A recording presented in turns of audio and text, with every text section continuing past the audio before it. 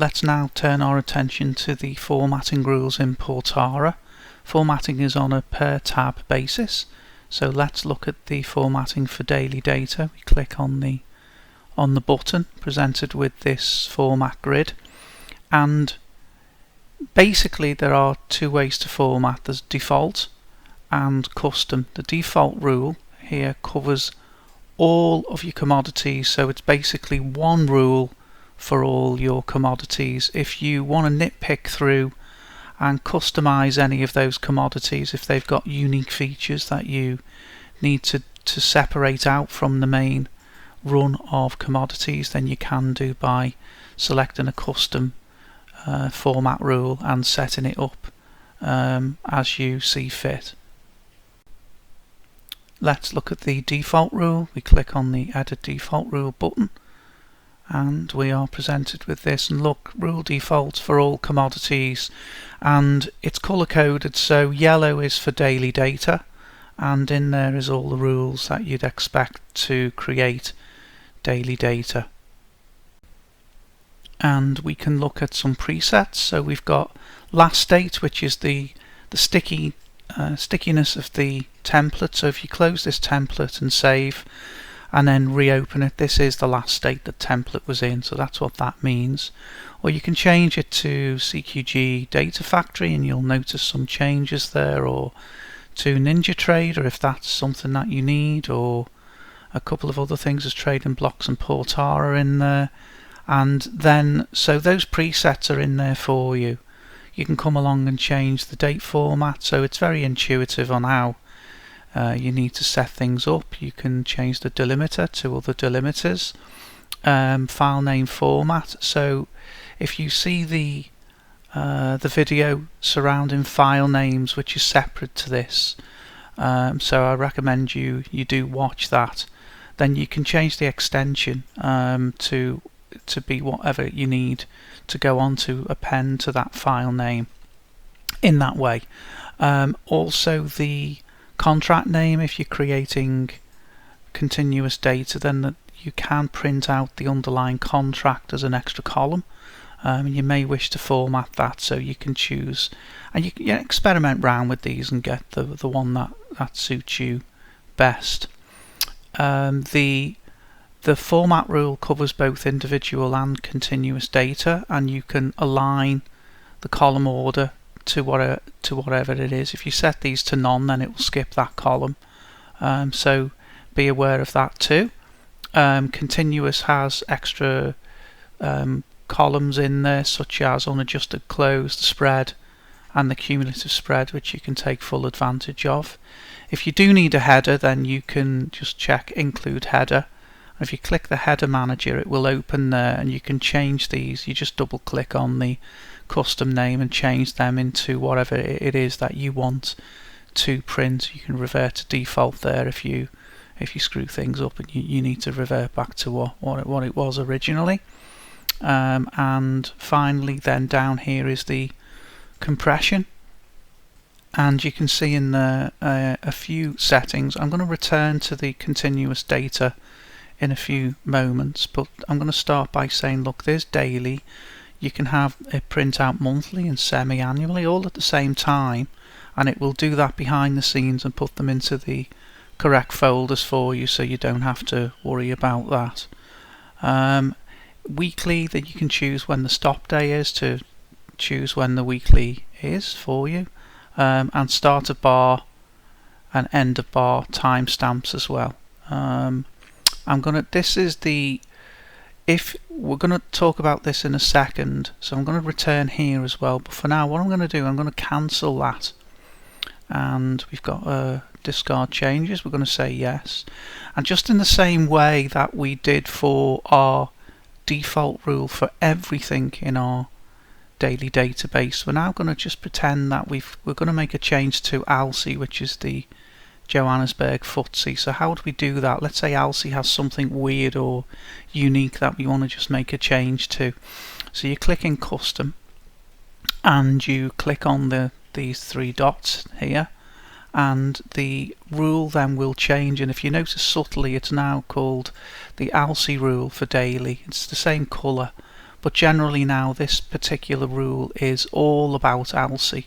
Okay, so it will only affect ALSI, and where we were talking before, look, it's going to use the default template value, so you don't have to set these up, thousands of them. It's just going to read off the default. If it is that one that you do need to change, then you can uncheck this and it'll warn you, and then you can go in there, and you might never want, say, daily for ALSI, you might just want yearly. And I'm only making this up, but you get the gist of where I'm going. There's flexibility there on a per commodity basis. The reason I want to come in here on a per commodity basis is to talk about continuous data. So if you wanted, so the continuous data has been arranged so that everything runs out of the box.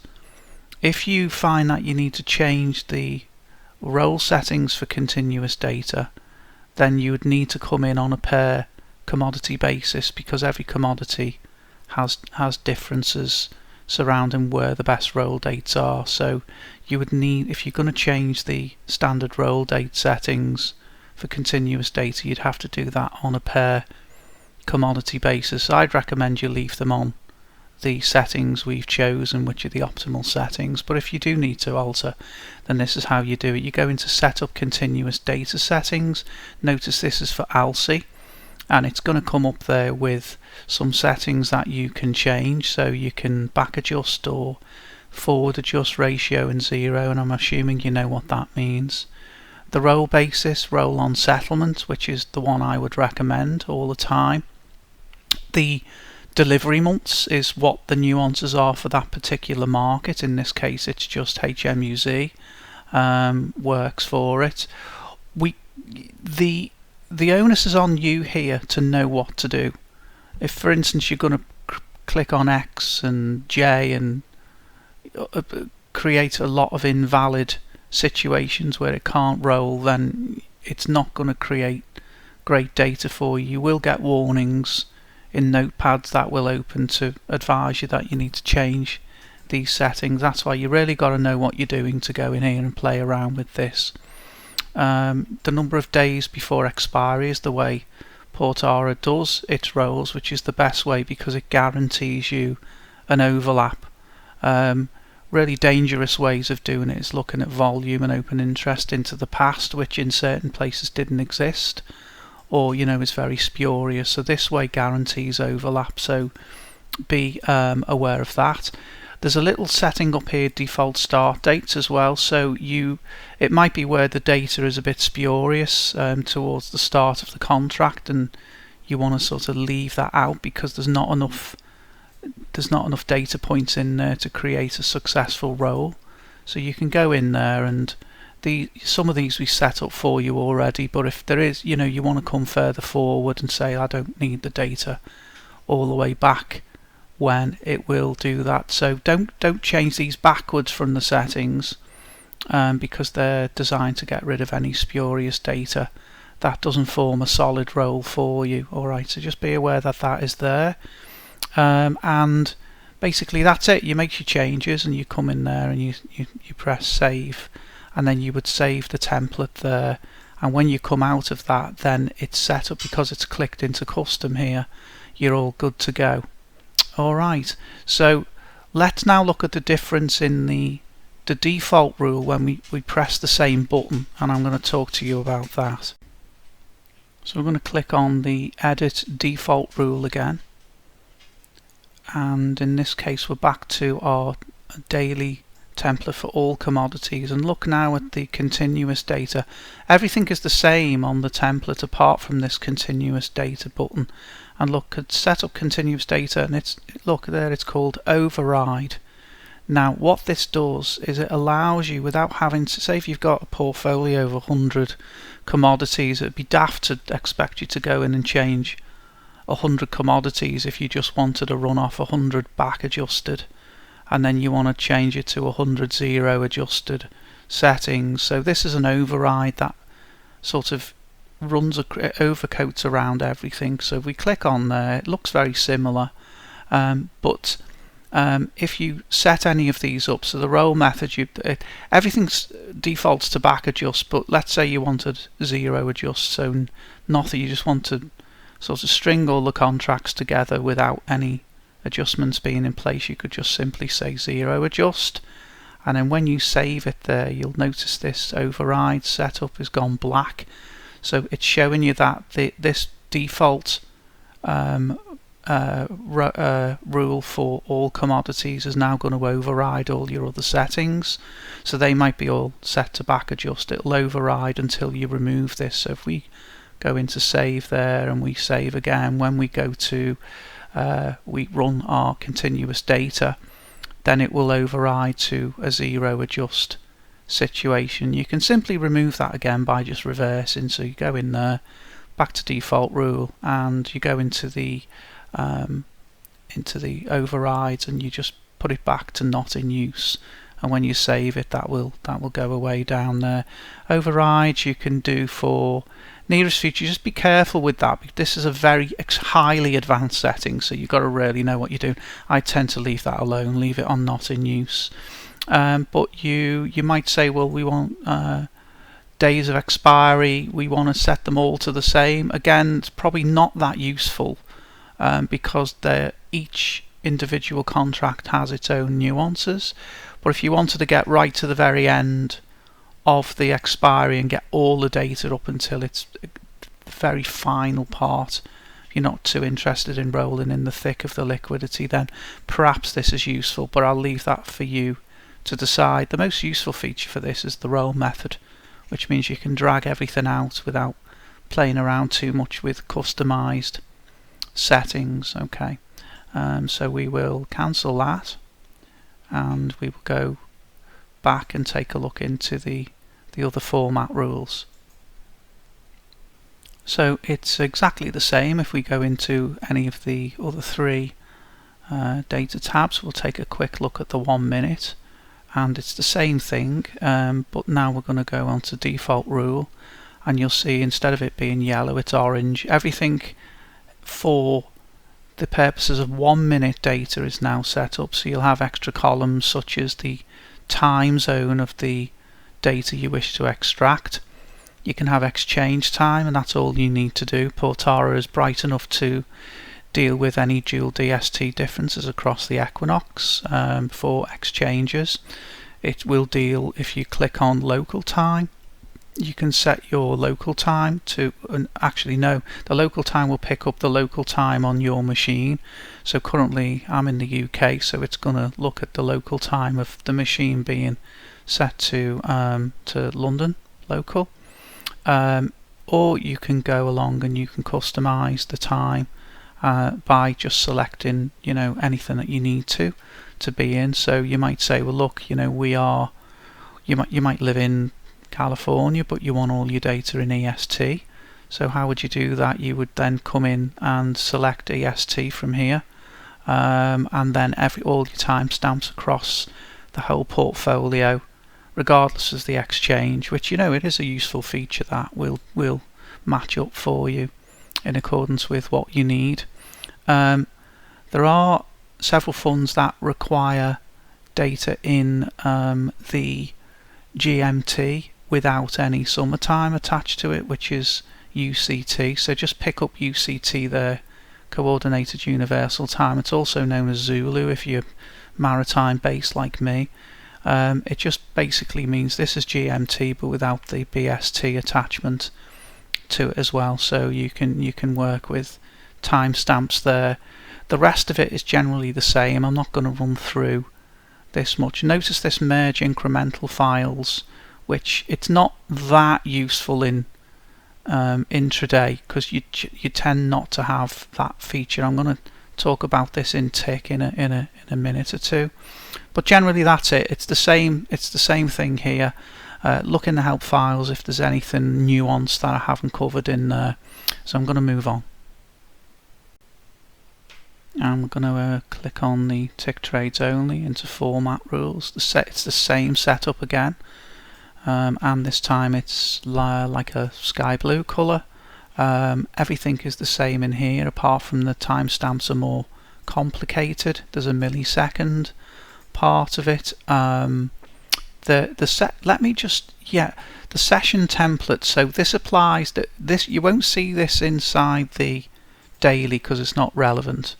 And please watch the session manager video in order to be able to use this feature successfully. But in order to engage the session manager times, if you've used that, you need to set the session template here to whatever the name of the template was you set up in the session manager. So last state is the sticky one.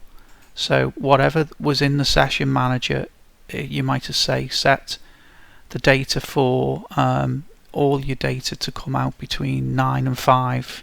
Again, it's just hypothetically, but if you wanted to chop your data between 9 and 5 and that was set up in your session manager to do that, you just click on what session manager template you're using and it will apply it to all your data, and that's all you do. Generally, if you're not using session manager, make sure as well, if you find that you think, where the hell has my data gone, and have you left it on last state and you've clipped your data by accident, so make sure this is set to none, and this will allow all your data to come through unadjusted. There are ways with tick that you can include or exclude certain types of ticks, such as deleted ticks or the inserts or updates that may have happened by the exchanges or by CQG.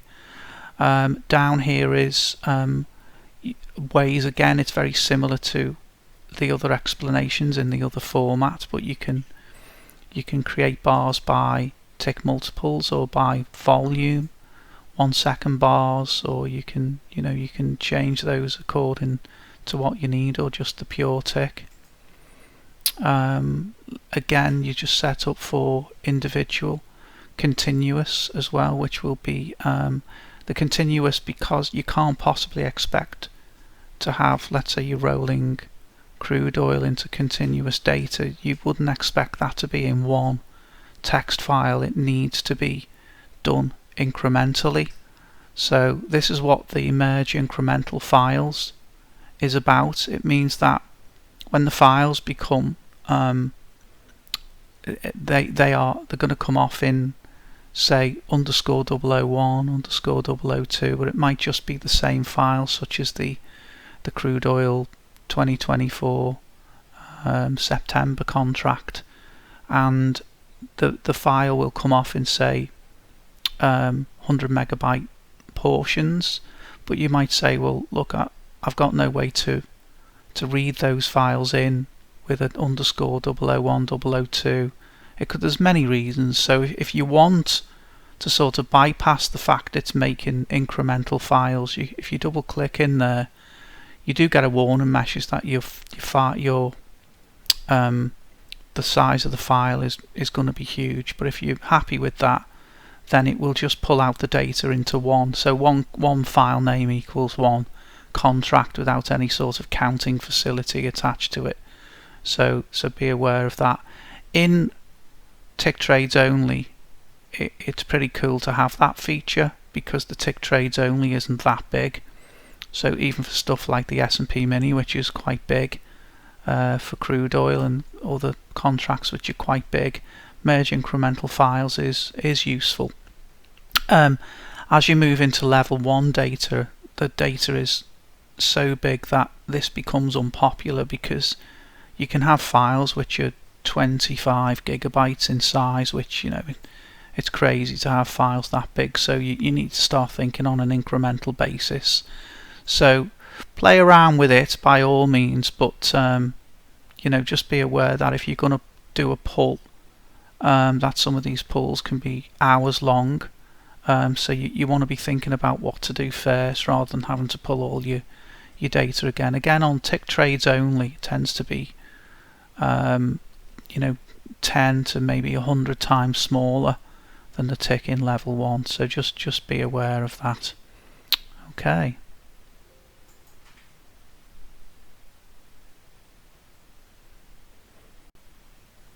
Take a final look into tick level 1. We'll click on format. It's the same again. into our edit default rule, and these ones are in green. It looks virtually identical to the tick trades only. Again, this merge incremental files. If you do click these, there are things to look at where you can check what it means to you. If it's level 1 data, I'd recommend not having that on. And also with tick level 1, the parsing can take, depends on what you're pulling, but some of the data for say things like the S&P Mini and NASDAQ and even the micros are so big that it can take many hours just to parse through. So avoid things with level 1 data such as continuous data. Even though the feature's there, it's probably not going to be useful. You need lower granularity for things like that. So if you're going to form continuous data, then you're probably looking at a maximum tick trades only, and it sort of optimizes better on 1 minute bar, especially if you're going to go back to like the 1980s with one continuous series of data. So be aware of that too. The bid, trades and asks has there's a couple of extra things down here, which is filters, so you can just pull out the bids or asks only, or the best bid and ask is a feature which basically puts the bid and ask all on one line, so you can play around with that as well and do what it is you need to do. Okay, so I think I've covered everything on formatting. Thank you and have a nice day.